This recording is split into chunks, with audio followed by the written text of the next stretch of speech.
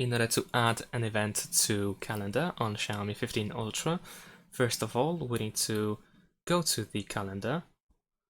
And once you open it, we can press this plus button over here in the bottom right corner, and then we can choose event.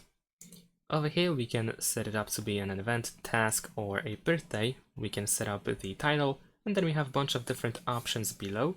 So over here, we can set up the event to last a whole day, or you can choose when it starts and when it ends, along with the time, of course.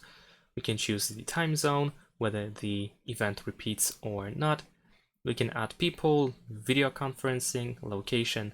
We can manage notifications to be alerted about the incoming event a certain period of time before it happens. We can also choose the color, add description, and attach Google Drive attachments. And then once you fill everything in, we can press save in the top right corner. And that's pretty much it. Thanks for watching, leave a like and subscribe to my channel, and see you in my next videos. Bye!